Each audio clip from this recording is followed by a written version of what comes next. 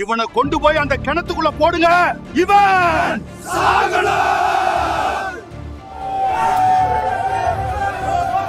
ஒரு ஆழமான கிணத்துக்குள்ள விழுந்து கிடந்த ஒரு மனுஷன் 3 நாள் சாப்பாடும் இல்லை, குடிக்க தண்ணியும் இல்லை.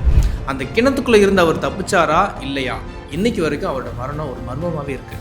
அப்படி என்னதான் நடந்துச்சு? யார் அவர்? வீடியோ முழுசா பாருங்க. சாது சுந்தர் சிங், இவரை பற்றி நீங்கள் கண்டிப்பாக கேள்விப்பட்டிருப்பீங்க. ஒரு பிரபலமான மிஷனரி. இவரோட வாழ்க்கையில் நடந்த எல்லாமே ஒரு சூப்பர் நேச்சுரல் மிராக்கிள் தான். செப்டம்பர் 3, 1889 அவர் பிறக்கிறாரு. அவர் ஒரு சீக்கிய குடும்பத்தில் பிறந்ததுனால ஆரம்பத்தில் கிறிஸ்தவர்களை அவருக்கு பிடிக்கவே பிடிக்காது. சொல்லப்போனால் கிறிஸ்துவ மதத்தை அவர் அந்த அளவுக்கு வெறுத்தாரு. எந்த அளவுக்குன்னா அந்த மதத்தை எதிர்க்கணும்னு சொல்லி பைபிளை தீ வச்சு எரிச்சிருக்காரு. அப்படி செய்கிறது தன்னோட மதத்துக்கு செய்கிற ஒரு பெரிய தொண்டுன்னு அவர் நினச்சிட்டு இருந்தார். ஆனால் அந்த நெருப்புக்கு அப்புறம் அவரோட வாழ்க்கையே மாறப்போகுதுன்னு அவர் அப்போ நினச்சி கூட பார்க்கல.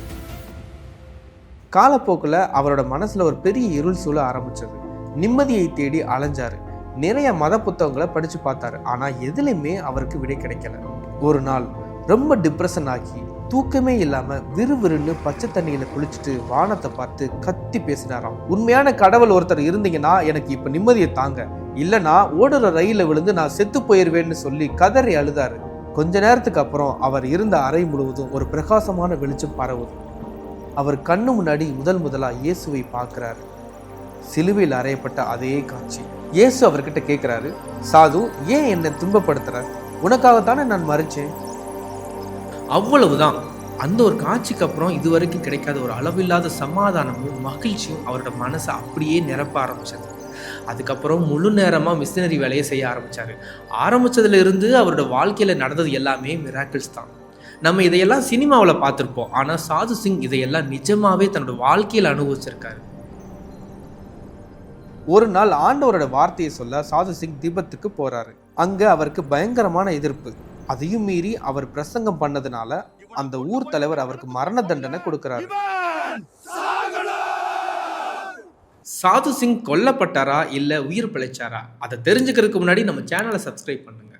சரி, அவருக்கு கொடுத்த அந்த மரண தண்டனை என்ன தெரியுமா? ஒரு பாலடைஞ்ச ஆழமான இருட்டு கிணத்துக்குள்ள அவரை தூக்கி போட்டுட்டு அந்த கிணத்தை மூடிட்டு போயிட்டாங்க.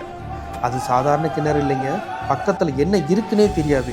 ஏற்கனவே அங்கே தண்டனைக்காக போடப்பட்டவங்களோட உடல்கள் அழுகி போய் பயங்கரமான துர்நாற்றம். குடிக்க தண்ணி கூட இல்லை. சாப்பாடும் இல்லாமல் 3 நாள் அங்கேயே நரக வேதனை அனுபவிச்சார். கிணத்துக்குள்ள விழுந்தப்ப அவரோட தோள் பட்டையில பலமான காயம். ஒரு பக்கம் வலி, இன்னொரு பக்கம் அந்த நாத்தம், பசி. ஆனா அந்த இருட்டுக்குள்ளேயும் ஆண்டவர்கிட்ட ஜெபிக்க ஆரம்பிச்சாரு. அப்போ அங்க ஒண்ணு நடந்துச்சு. யாரோ ஒருத்தர் அந்த கிணற்றோட மூடியை திறக்கிறாங்க. ஒரு கயிறு உள்ள வருது. இதை பிடிச்சுக்கிட்டு மேலே வா அப்படின்னு ஒரு குரலும் கேட்குது. அந்த மர்ம மனிதர் கயிற்றை மெதுவா மேலே இழுத்து சாது சிங்கை காப்பாத்துறாரு. தன்னை காப்பாத்தின அந்த மனுஷனுக்கு நன்றி சொல்லலான்னு சாது சிங் திரும்பி பார்த்தா அந்த பக்கம் யாருமே இல்லை. ஒரு மனுஷன் இருந்ததுக்கான அடையாளமே அங்க இல்லைங்க. ஆனா அவர் ஏற்கனவே பார்த்த அதே பிரகாசமான வெளிச்சம் மட்டும் அங்க தெரிஞ்சது. ஆச்சரியம் என்னன்னா, அவரோட தோள்பட்டையில இருந்த அந்த பெரிய காயம் கூட ஒரே செகண்ட்ல மறைஞ்சு போச்சு. அவர் அப்படியே மண்டியிட்டு ஆண்டவருக்கு நன்றி சொன்னார். இதை விட ஒரு சூப்பரான மிராக்கிள் ஒன்று இருக்கு. ஒரு முறை சாது சிங் தெரி அப்படிங்கிற இடத்துக்கு போறாரு. அங்க இருந்தவங்க கிட்ட பக்கத்து கிராமத்துக்கு போக வழி கேட்கிறாரு.